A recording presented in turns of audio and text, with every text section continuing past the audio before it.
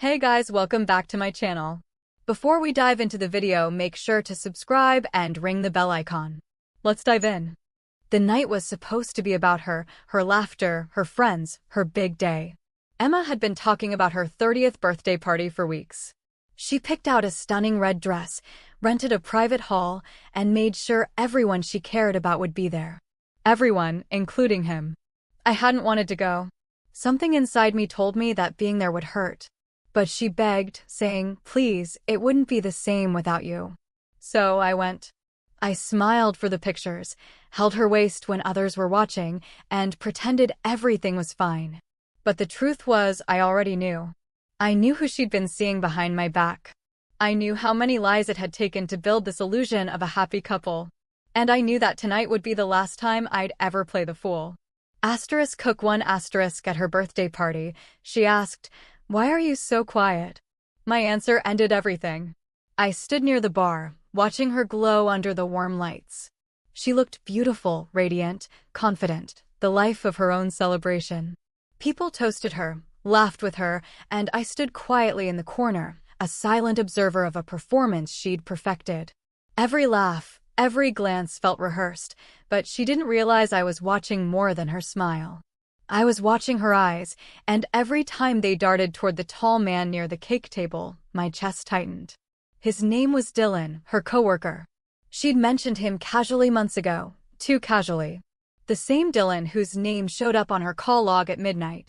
The same Dylan who had texted her, "Miss you," the night she claimed she was working late. As she mingled, she finally noticed me standing alone. Her heels clicked across the floor, and she gave me that practiced grin. "Why are you so quiet tonight?" she teased, leaning close so only I could hear. I looked at her, really looked, at the woman I once thought I'd spend forever with, the woman who had no idea that forever had already ended. I took a sip of my drink, leaned in slightly, and said softly, "Because I know who you slept with." Her smile froze mid-laugh. For a moment, the music, the chatter, the laughter, it all vanished. She blinked, her face paling as her eyes flicked toward Dylan before darting back to me. Her hand trembled slightly as she whispered, "What? What are you talking about?" I didn't raise my voice. I didn't need to. "You know exactly what I'm talking about," I said. "Hotel Grand View, room 214 last Saturday." I watched as her entire body stiffened. She tried to mask it, but the shock hit her too fast. Her lips parted as if to deny it, but no words came. Dylan, standing across the room, had gone pale, too. Our eyes met for a fraction of a second, enough to confirm everything I already knew. Cook 2 I said one sentence, and her perfect night fell apart in front of everyone. Emma swallowed hard, trying to regain her composure. "Let's not do this here," she whispered, forcing a shaky smile for anyone watching. "We'll talk later, okay?" I nodded slowly, pretending to agree. "Sure, later." I turned away and lifted my glass, signaling the bartender for another drink.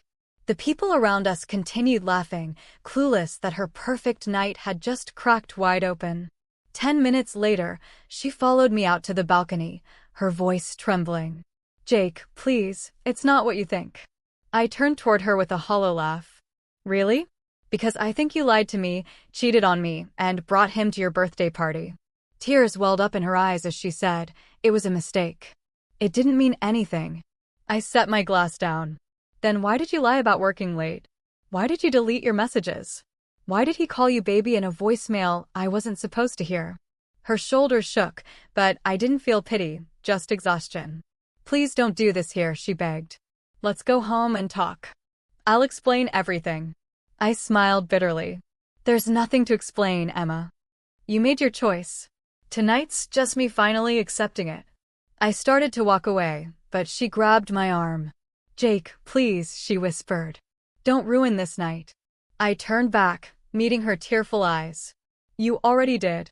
Inside, people were starting to notice the tension. Dylan looked like he wanted to disappear. Emma wiped her eyes, forcing a smile as she walked back in, pretending everything was fine. But her hands wouldn't stop shaking.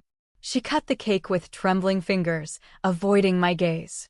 And every picture taken that night captured the moment her world began to fall apart, though no one else knew it yet. When the party ended, I didn't follow her home. I left my wedding ring on the bar counter next to her half-empty glass of champagne. I walked out into the cold night, free for the first time in years. My phone buzzed endlessly. Calls, texts, apologies. I ignored them all. By morning, she showed up at our apartment. Mascara smeared, eyes red. "Jake, please. We can fix this," she cried. I opened the door just enough for her to see the packed suitcase behind me. "No, Emma, you can't fix what you broke for fun." And then I closed the door quietly, firmly, finally. Later, a mutual friend sent me the party photos. In one of them, Emma's laughing with Dylan beside her, pretending the world hadn't just ended. I deleted them all except one. The photo of me standing in the corner, silent with a half-smile that said everything. Because sometimes silence isn't weakness. It's the calm before you walk away for good.